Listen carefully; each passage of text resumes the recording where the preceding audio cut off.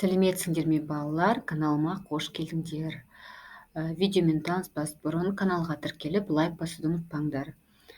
Бүгін асқазан ішек жолдарының аурулары және тамақтану гигиенасы туралы өтеміз. Бұл сабақта сендер адамның ас қорыту жолының ауруларының және тамақтануланудың себептерін анықтай алатын боласыңдар. Асқазан және ішек ауруларын ауру тудыратын микроағзалар, олар бактериялар болуы мүмкін, қарапайымдар және вирустар тудыруы мүмкін. Көбінесе ағзаға ішек жұқпасының, яғни инфекция дейміз ғой, қоздырушылары қайнамаған су арқылы, жақсы жуылмаған көкөністер мен жемшелектер, яғни кір, лас ыдыс-аяқтар, кір қол және сақтау мерзімі өтіп кеткен тамақ өнімдері арқылы түсіп отырады. Микроағзалар, олар ағзаға түскеннен кейін тез көбейеді және ағзаға улайтын заттарды көп шығарады. Осы асқазан ішек жолдарына қауіпті ауру туғызатын бірнеше аурулар бар. Оларға біз дизентерия немесе қанжықақ ауруы дейміз, іш сүзегі, тиф дейміз, тырысқақ ауруы, холера және тағы басқа ауруларды жатқызамыз.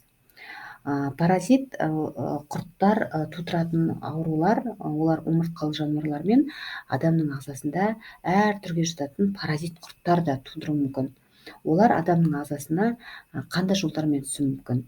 Мысалы, кір қолмен, көбінесе үй жануарларын ұстайтын отбасылар болады, сол жануарларды ұстағаннан кейін қолдарын жумайды, тамақ жеу салдарынан, жуылмаған көкөністер мен жидектерді жеуден, шала піскен ет пен балықтың уылдырығын пайдалану және де ауру таратушы жәндіктердің тамақ өнімдерін бұзуы сияқты салдарынан шығуы мүмкін.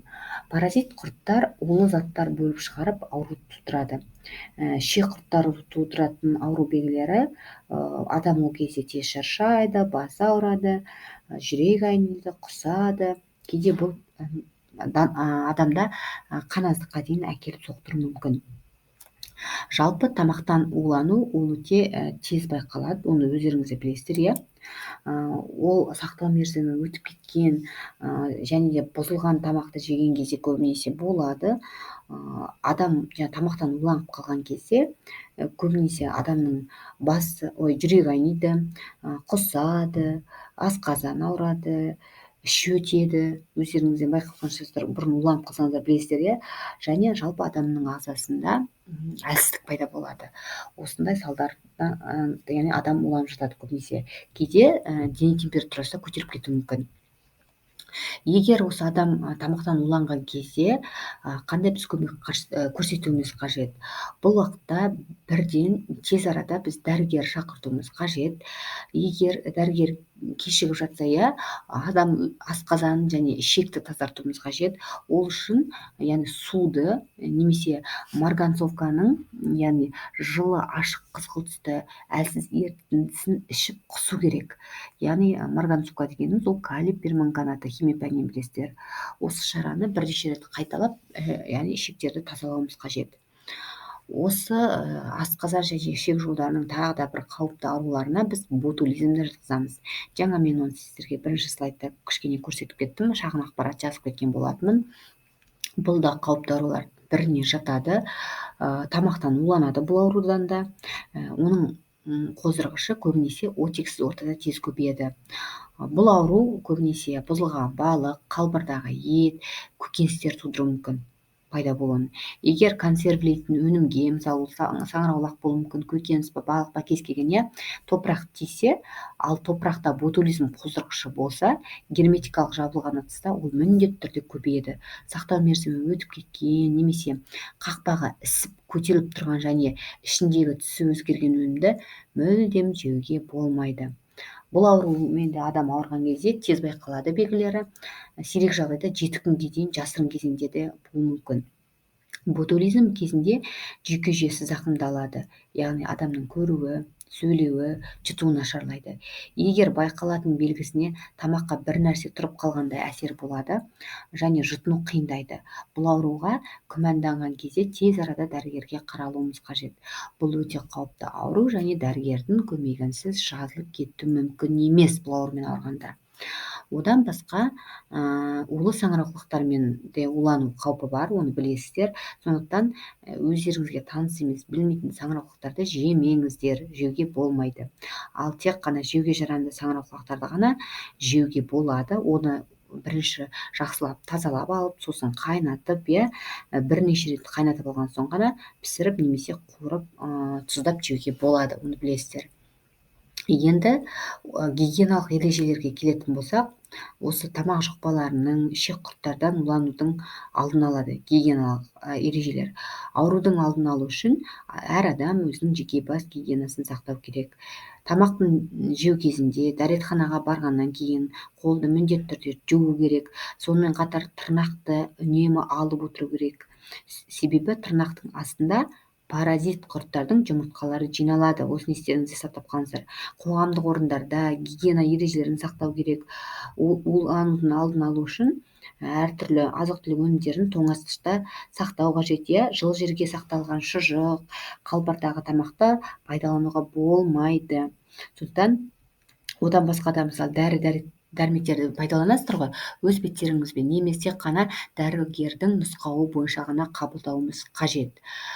Содан кейін дұрыс тамақтану туралы айтатын болсам, жаңа мен бірінші бетте көрсетіп кеткен болатынмын, диетология ғылымы, яғни дұрыс тамақтану ғылымын зерттейтін ғылымды біз диетология дейміз. Денсаулық бұл біздің жақсы өмір сүруімізге, ұзақ өмір сүруімізге бірден бір кепілдік, және дұрыс тамақтануды ол да осыған жатады. Тек дұрыс тамақтанған кезде ғана қоректік заттар біздің ағзамызда толықтай сіңіріліп отырады.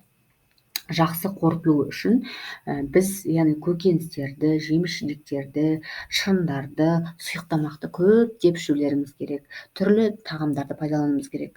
Біз алдында органикалық заттар, нәруыздар, майлар, көмірсулар деген тақырып өтіп кеттік қой. Сол кезде бөліп тастағанбыз, сол осы бүкіл органикалық заттардың қосындысы қай тамақтарда бар, соларды біз көптеп тұтынуымыз қажет. Ал енді тамақтану режиміне келетін болсақ, адам яғни белгілі бір уақытта тамақ ішу керек. Кез келген уақытта тамақ ішуге болмайды, білесіздер. Балалар мен жасөспірімдер күніне 4 рет тамақтану керек, ал ересек адамдар күніне 3 рет тамақ ішу керек. Диетолог ғалымдар мұндай ережелерді ұсынады көбінесе. Бір тәулікте ішетін тамақтың 20%-ын біз таңғы аста қабылдауымыз қажет, 20%-ын кешкі аста қабылдауымыз қажет. Екінші таңғы ас пен түскі аста біз 30% ішуіміз қажет. Және де уақытылы тамақ ішпеу ол адамның асқазанына түрлі аурулардың пайда болуына, қабынуына, жаралардың пайда болуына әкеледі. Естеріңізде сақтап қалыңыздар. Артық тамақ ішу де ол да тағы да осы асқазанға зиян тигізеді.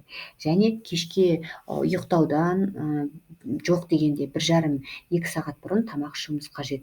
Тамақ жеген кезде сөйлеуге болмайды, білесіздер, теледидар көруге болмайды. Және тамақ өте қатты ыстықта болуға болмайды жеген кезде, және салқында болуға болмайды. Орташа температурада жеуіміз керек. Осы тамақтардың ішінде мал тамақтарды жеу зиян, сондықтан ащы тамақты, майлы тамақты көп жеуге болмайды. Және де тамақ жегеннен кейін барып, ауызды міндетті түрде шайып, тісімізді тазалауымыз қажет. Оны алдыңғы сабақтағы видеода мен сіздерге айтып кеткен болатынмын.